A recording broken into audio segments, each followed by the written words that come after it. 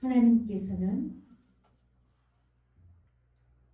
약 6,000년 동안 우리 인간에 대한 놀라운 계획을 갖고 계십니다. 일반적인 계획은 하나님이 우주를 만드시고 사계절을 운행하시면서 모든 사람 한 사람에 대한 하나님의 사랑을 확증해 놓으신 것을 특별 계획이라고 하는 그 특별 계획을 통해서 역사하여 주시는 하나님의 계획입니다. 이 하나님의 계획이 특별 계획이 뭐냐 하면 예수 그리스도를 이 땅에 보내시어서 이스라엘뿐만 아니라 온 인류 전체가 하나님의 사랑 안에서 구원함을 받게 하는 이것이 하나님의 원대한 특별 계획입니다. 그래서 하나님은 말씀하세요. 예언을 하세요. 예언하시고 그 예언이 어느 정도 지나가면은 그 말씀이 실천되어지고 예언하고 실행하시고 예언하고 실행하시고 그러면서 이 역사를 운행해 오셨습니다. 그런데 하나님께서 이제 이방인들을 너무너무 사랑하시는데 그 사랑의 실천을 요나라고 하는 선지자에게 먼저 말씀을 하시는 거예요. 요나야, 너 이방 민족에게 가서 저 니느웨 성에 가서 복음을 받아들이라고. 하나님 앞에 회개하지 않으면 멸망을 당한다고 가서 전하여라. 그런데 요나는 아주 민족주의가 강해서 이스라엘 사람들만 사랑하시는 하나님을 의지하지 이방 민족을 사랑하는 하나님은 자기 마음속에 마음에 들지 않았어요. 그래서 하나님의 그 소리를 듣고 하나님의 명령에 순종하고 따르는 선지자이지만 그 사명을 거부하고 하나님 그렇게 말씀하셔도 나는 하나님 뜻대로 안 할 거예요. 나는 저 니느웨 성에게 가서 복음 전하기 싫어요. 그러면서 거부를 하고 도망을 가기 시작합니다. 다시스로 가는 배를 타고 그 배 안에서 자기는 아주 사명자인 그 사명을 저버리고 배 밑에 들어가서 훌훌 잠을 잤어요. 그러나 여러분 알다시피 하나님의 눈을 피해서 이 지구상 어디에 숨을 수 있는 자가 어디에 있습니까? 요나는 결코 숨을 수가 없었어요. 배 깊숙이 내려가서 굴굴 잠을 자는 요나가 그 뱃사람들에 의하여 여보시오! 당신은 뭐하는 사람이요? 지금 이렇게 파도가 심하게 쳐서 배가 흔들리고 이 배 안에 있는 모든 사람들이 다 죽게 생겼는데 여기서 잠만 자고 있는 당신은 어떤 사람이요? 어느 나라 사람이요? 이렇게 코너에 몰리면서 자기의 사명을 다시 깨닫기 시작합니다. 나는 이스라엘에서 온 선지자입니다. 나는 하나님의 사명을 저버리고 하나님의 눈을 피해서 도망가는 중이었습니다. 그러면 어떻게 할까요? 나를 제물로 저 바다에다가 던져버리시오. 그래서 요나는 뱃사람들에 의하여 어쩔 수 없이 태풍이 몰아치는 그 바다에 던져졌습니다. 그러나 하나님께서는 커다란 고기를 준비하셔서 그만 이 고기가 입을 떡 벌리고 있을 때 요나가 갑자기 물고기 뱃속으로 훅 들어오게 된 거예요. 그래서 고기는 자기가 어떻게 할 겨를도 없이 뱃속에서 어떤 이물질이 들어와서 견딜 수 없는 마음으로 막 요동치다가 뱃속에 있는 요나는 또 하나님 앞에 말할 수 없는 통곡의 심정을 가지고 회개했을 때 이 고기는 하나님의 뜻에 의하여 요나를 바닷가에다 내놓은 것입니다. 근데 요나는 이제 정말 마음에는 원하지 않지만 니느웨 성으로 갔어요. 니느웨 성 사람들에게 그저 듣는 둥 마는 둥 아주 소극적인 그런 자세로 여보시오, 여러분들 그렇게 하나님도 모르고 우상을 섬기면서 죄만 짓고 있으면 이 성은 멸망할 것이요. 아주 멸망하기를 간절히 바라는 그러는 심술궂은 그런 자세로 그저 슬쩍슬쩍 복음을 전했습니다. 웬걸?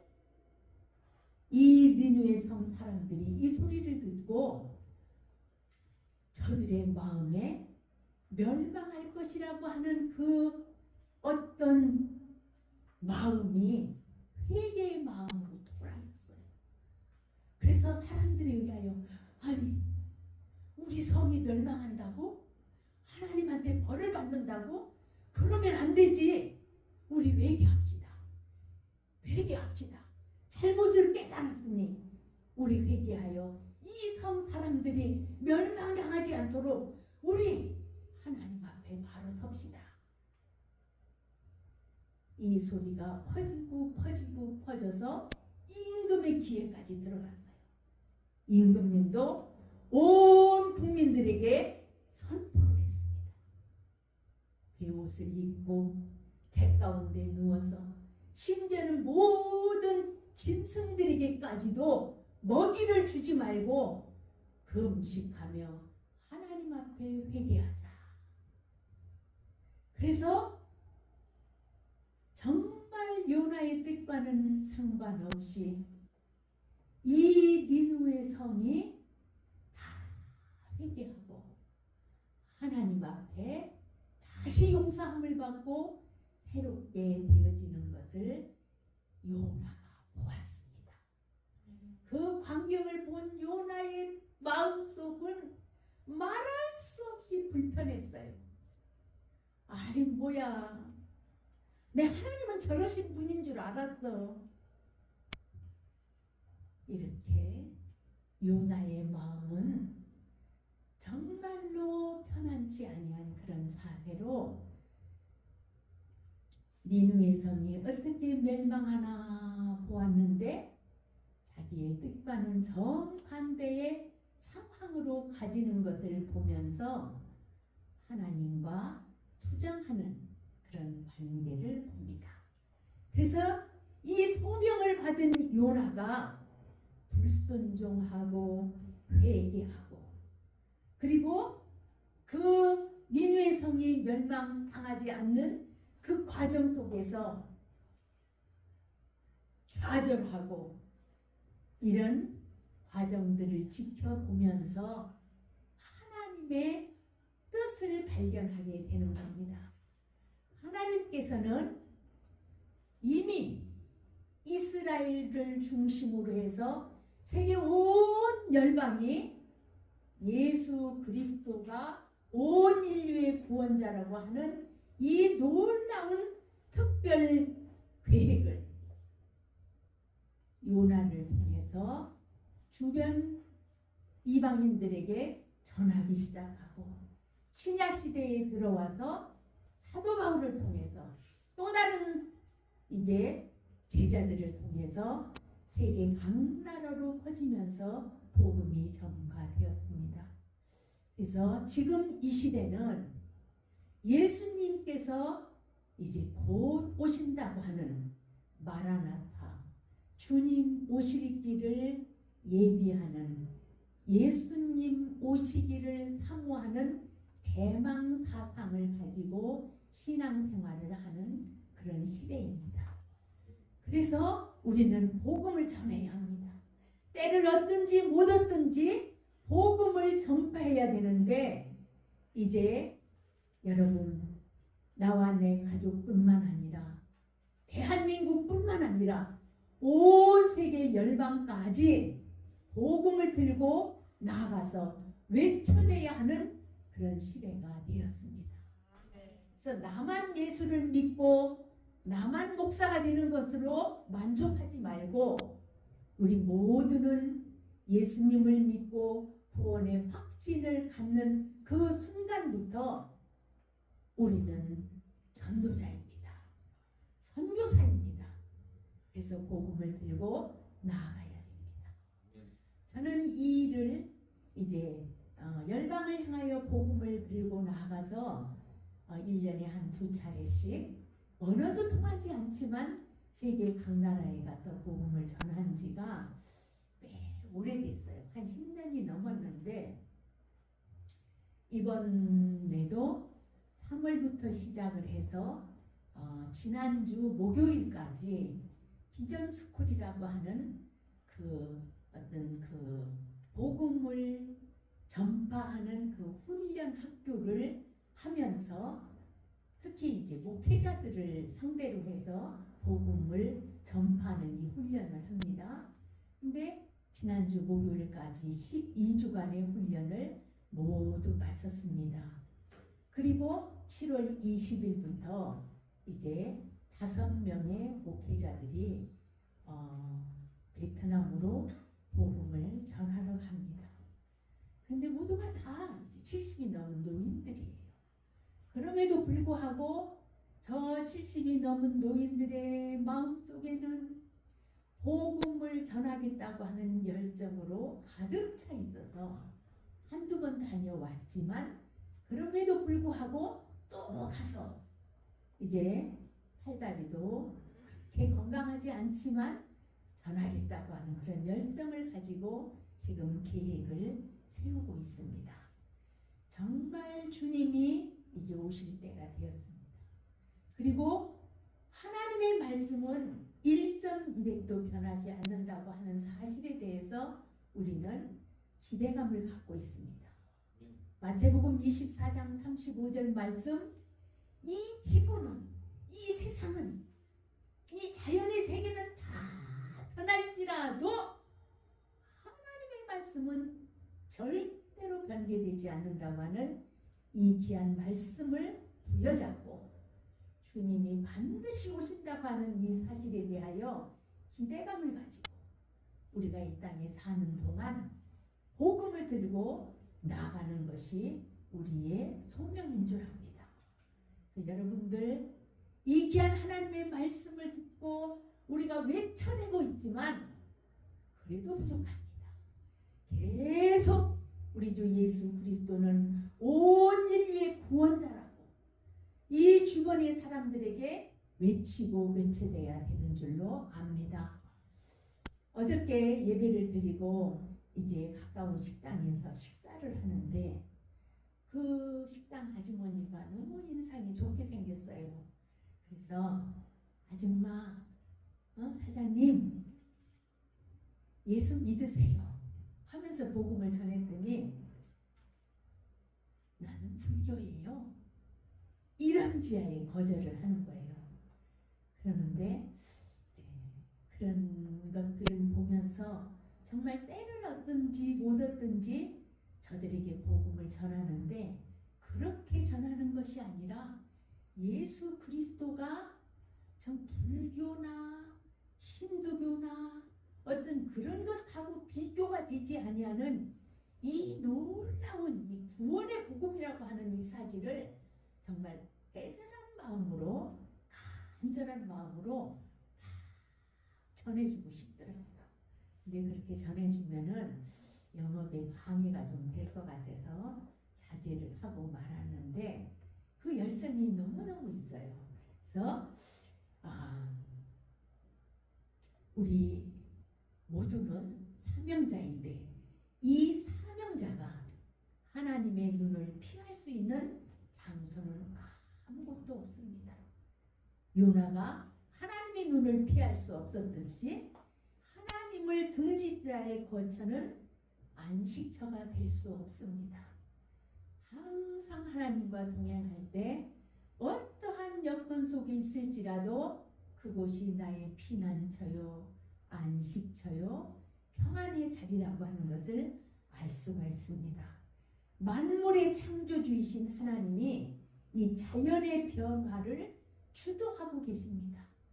그래서 하나님께서는 지금 이 마지막 시대에 이 자연 환경과 이 모든 것들이 맞물려서 하나님의 말씀이 1.1핵도 변하지 아니하고 진행되어지고 있다고 하는 것에 대해 우리는 주목해 볼 필요가 있습니다. 특별히 이제 하나님께서는 모든 재난의 해결 방법을 하나님이 가지고 계십니다. 우리 인간에게 있지 아니합니다. 과학이 아무리 발달해서 자연 세계를 노력을 해서 막아보려고 하지만 하나님의 특별 계획 속에서 온 인류가 말씀하시고 예언하시고 성취하시는 하나님의 뜻을 따라 가는 세계이기 때문에 우리는 그분의 뜻을 따라서 그 뜻에 발맞추어서 주님 오실 길을 예비하는 지혜로운 저희들이 되어야 될 줄로 압니다. 우리가 이제 아주 간단하게 깨달아야 될 것은 모든 죄는 두 가지입니다. 첫째는 다른 신을 섬기는 것. 하나님, 예수 그리스도 외에 다른 신을 섬기는 것이 곧 죄입니다. 이것을 깨우쳐 주는 것이 우리의 사명이라고 생각합니다.